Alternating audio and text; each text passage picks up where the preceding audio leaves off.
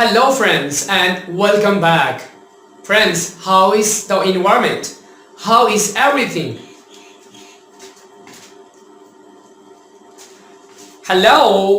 अभी आप ये ज़रूर सोच रहे होंगे कि मैंने कन्वर्सेशन के दौरान चुप करके चला क्यों गया, मैंने अपनी कन्वर्सेशन को प्रॉपर वे में एंड क्यों नहीं किया। ऑब्वियसली आप सोच रहे होंगे।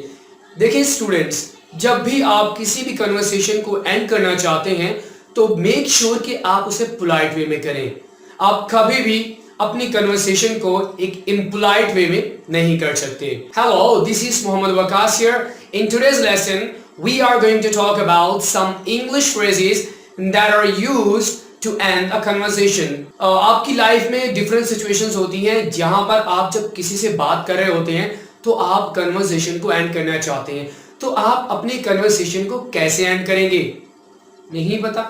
चुप करके निकल जाएंगे? बिल्कुल भी नहीं। इंग्लिश में उसके लिए कुछ बड़े ही अच्छे मजेदार से फ्रेजेस हैं जो मैं आपको इस वीडियो में सिखाने जा रहा हूं। तो चलिए स्टार्ट करते हैं। The first one that I have got for you is excuse me. अब आप excuse me को उस वक्त इस्तेमाल करेंगे आप किसी मीटिंग में बैठे हुए हैं या किसी कॉन्फ्रेंस में बैठे हुए हैं, कोई पार्टी वगैरह आप इंजॉय कर रहे हैं, तो उस वक्त आप अपने फ्रेंड्स को या एम्प्लॉयज वगैरह या बॉस वगैरह उनको आप कहना चाहते हो excuse me. Now you will not tell them कि आप बाहर क्यों जाना चाह रहे हो, क्योंकि जब आप ये वाला फ्रेज इस्तेमाल करते हैं एक्सक्यूज मी, कन्वर्सेशन चल रही है, आप दरमियान में उठने से पहले आप क्या कहेंगे? Excuse me. They will not ask you the reason कि आप क्यों जा रहे हैं, तो आप इसको इस्तेमाल कर सकते हैं। हाँ, अगर आप इसको ज्यादा पोलाइट बनाना चाहते हैं तो आप प्लीज भी साथ में लगाकर आप कह सकते हैं excuse me please, I want to go. आप ये नहीं बताएंगे कि आप क्यों जा रहे हैं। अगर आपको जस्टिफाई करना पड़ जाए कि आप इस कन्वर्सेशन को छोड़कर क्यों जा रहे हैं, तो यार आप बता सकते हैं कि I have to use the washroom, it's really really urgent. You can tell them, but the first phrase and the polite way to end any conversation is excuse me please. Okay, then I had better be going. Now when do we use this phrase? फर्ज करें कि आप किसी elevator में जा रहे हैं तो आपकी फ्लाइट का भी टाइम है, वहां पर आप किसी के साथ कन्वर्सेशन स्टार्ट कर देते हो। अब आप टाइम देखते हो, oh my gosh I am getting so much late. आपकी फ्लाइट में से सिर्फ 2-3 मिनट रहते हैं, आपकी कन्वर्सेशन भी चल रही है। अब आपने उस बंदे के साथ अपनी कन्वर्सेशन को एंड करना है, बिकॉज अगर आप उसके साथ लगे रहोगे तो आपकी फ्लाइट मिस हो जाएगी। तो फिर क्या कहोगे आप? The best phrase that you can use in that situation, I had better be going. या इसके साथ आप ये भी कह सकते हैं that I am late. अब आप लेट किसके लिए हो रहे हैं? आपकी फ्लाइट मिस हो जाएगी अगर आपने अपनी कन्वर्सेशन को एंड ना किया।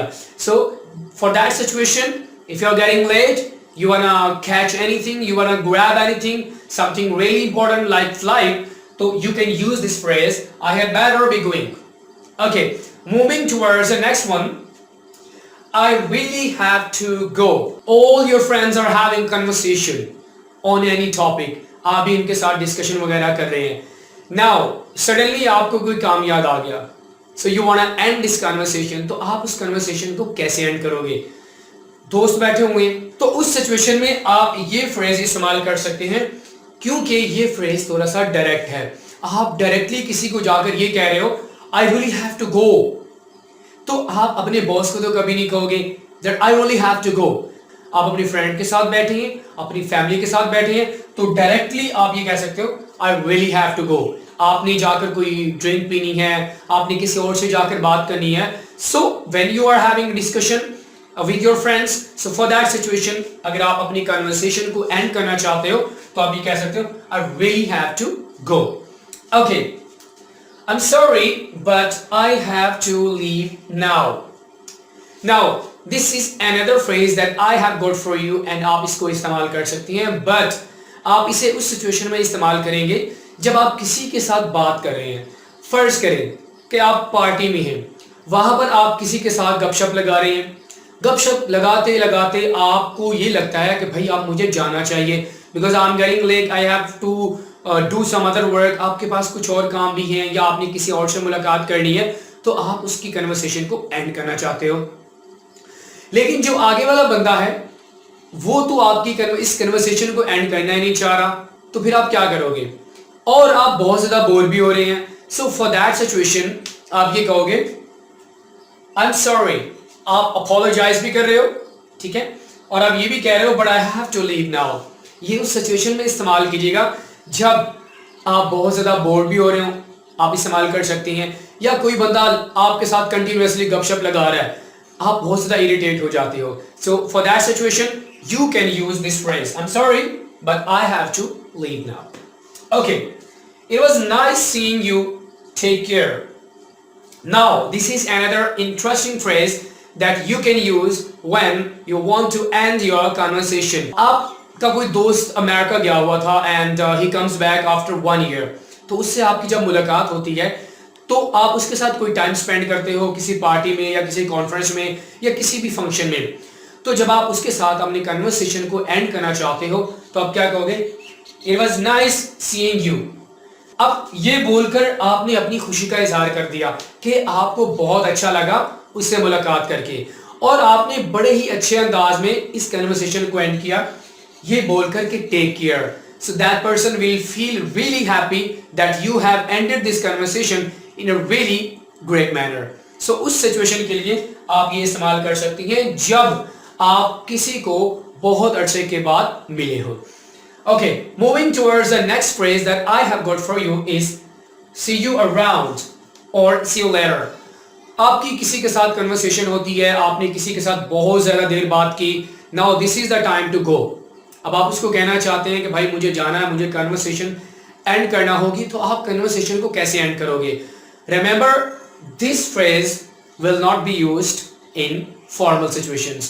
बॉस के साथ मीटिंग चल रही है, कोई इंपॉर्टेंट कॉन्फ्रेंस चल रही है, उस सिचुएशन में आप ये नहीं कहोगे see you later or see you around, बल्कि अगर आप फ्रेंड के साथ बैठे हुए तो ये उस सिचुएशन में इस्तेमाल होगा जब आप फ्रेंड के साथ बैठे हैं या कोई ऐसी सिचुएशन में जो इनफॉर्मल हो, तो उस वक्त आप ये कह सकते हैं see you around or see you later। अब आप क्यों कह रहे हैं? शायद आप किसी और से जाके बात करना चाहते हैं या कोई आप और काम करना चाहते हैं, तो उसके लिए आप ये इस्तेमाल कर सकते हैं। Okay, it was nice meeting you.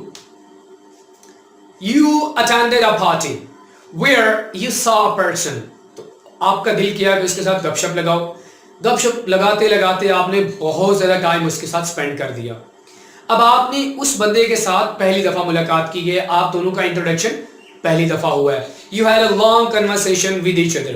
Now this is the time that you want to leave the conversation because आप किसी और से मुलाकात करना चाहते हैं या आप कोई ड्रिंक वगैरह लेना चाहते हैं, तो आप इस कन्वर्सेशन को एंड करना चाहते हैं। So what is the best way to end your conversation when you are talking to a person with whom you have just been introduced?